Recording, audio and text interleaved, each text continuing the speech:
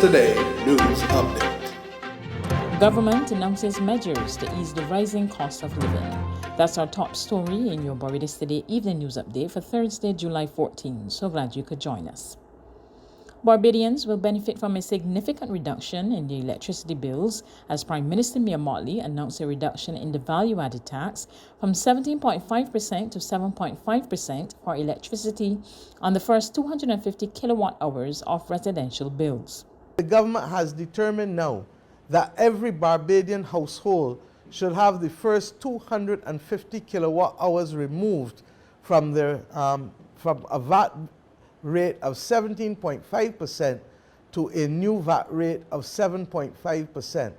This is going to represent on average a savings of about $17 to every Barbadian household, regardless of whether you use 250 kilowatt hours or not. This, my friends, is critical, and it may not be a lot, but when you see it in conjunction with the other things that we are doing, then you will understand the wisdom of the old Barbadian saying that one blow is kill old cow.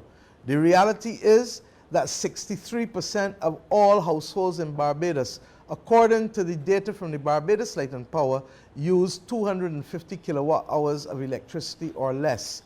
And that therefore will mean for them that their bill will move from $204.46 down to $187.06. This, my friends, will cost the government of Barbados $1.527 million a month, and therefore overall will come just to $10.5 million running from the 1st of August to the 31st of January. The basket of essential food items has also been expanded and includes some healthier options. 1, we are now adding hot chocolate, corn flakes, cream of wheat, sliced ham, black tea, honey, peanut butter, pears, and I don't mean the avocado pears, I mean pears the fruit, apples, and those are the items for which VAT will be removed.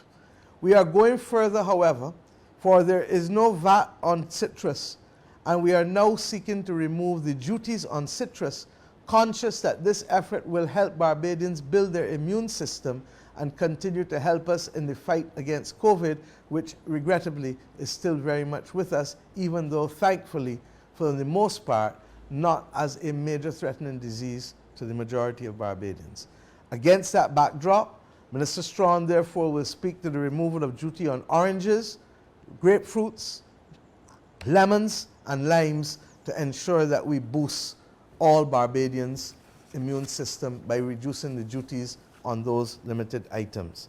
In addition, consumers will benefit from price reductions on 45 additional items from July 21 to January 31, 2023, as part of a compact between government and private sector companies, which will be signed on Saturday. Prime Minister Mottley outlined some of the savings.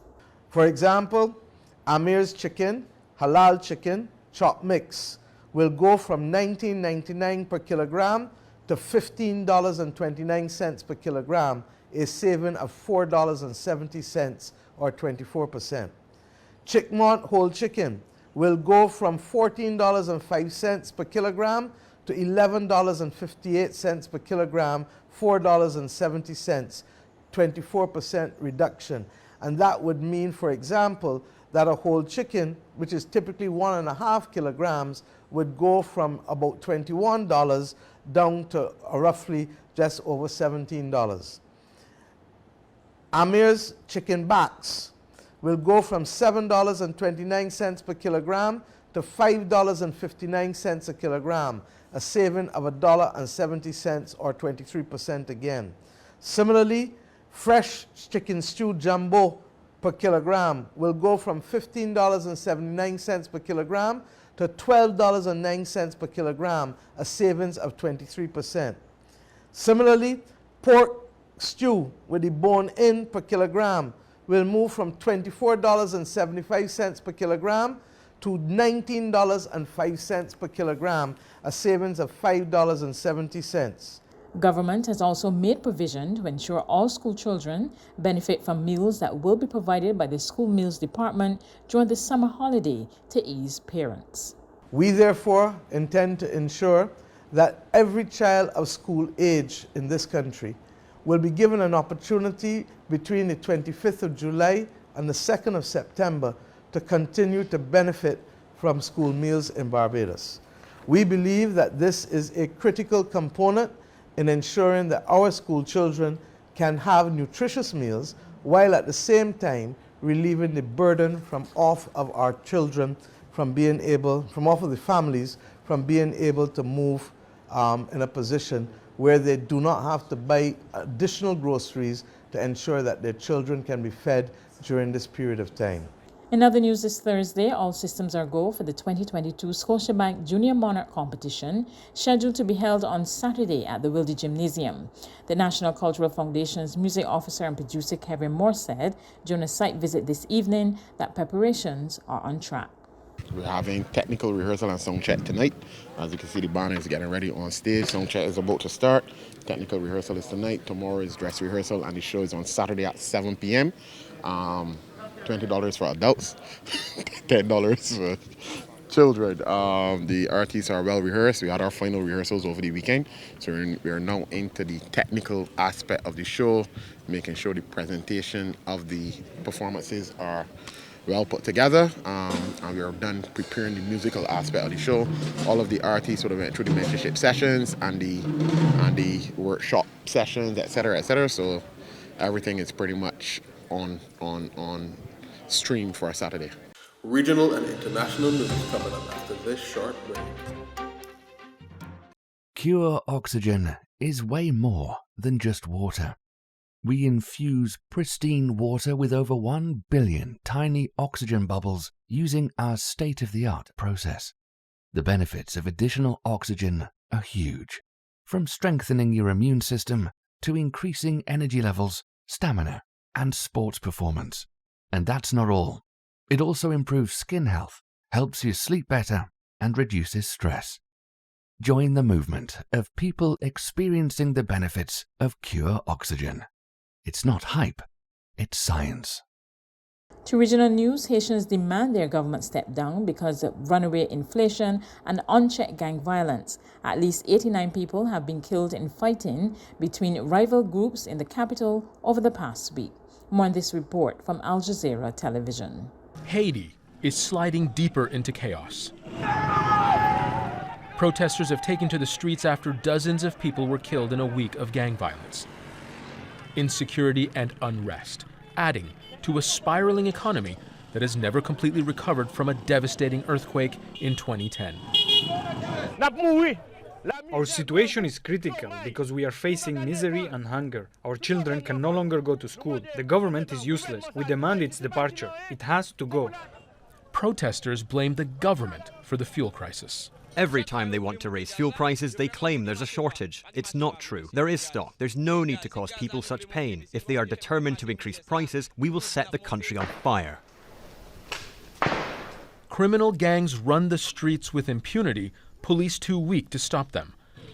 But this week, anger and a loss of public trust outweighed the fears of kidnapping, robbery, injury, and death. Everyone must come together to revolt. Children can't walk on the streets of Port-au-Prince. We're tired. We can't live like this anymore. Let's rise up. It's difficult. There's no way to live. There are bullets flying everywhere. Inside the house we aren't safe and we can't go outside. Aid groups are struggling to provide medical care to victims of stray bullets and knife attacks, the hallmarks of gang violence. But fighting hunger is perhaps their biggest challenge. Haiti has 1.3 million people in emergency, so just before famine. So you've got more than 1 million people that need urgent assistance. And if we're not able to deliver urgent assistance, there is a very great risk for that group. So we're very worried about that. On the international scene, Italy is facing a political crisis as the president rejects the prime minister's resignation. Euronews has been covering the story.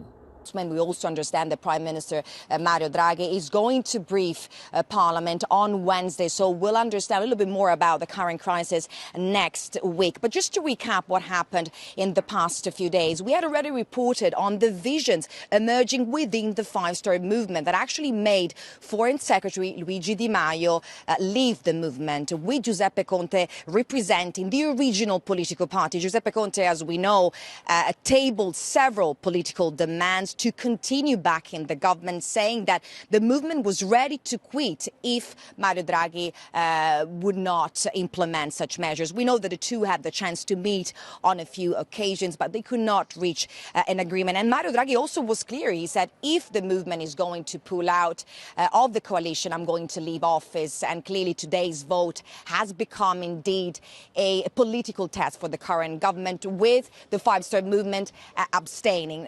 Also, to remind ourselves, Mario Draghi is not a politician, does not come from a political background, is a very experienced leader that was actually appointed to make Italy a key power, not only in Europe, but also globally. That's news, but for the very latest, visit our website at www.barbadostoday.ee. You can also subscribe to our e-paper, email updates, or like us on Facebook, and sign up for our breaking news alerts via WhatsApp. We're also on Izumi Medium bus terminals, as well as screenplay at supermarkets and gas stations near you. You can also hear us on Capital Media HD 99.3 FM.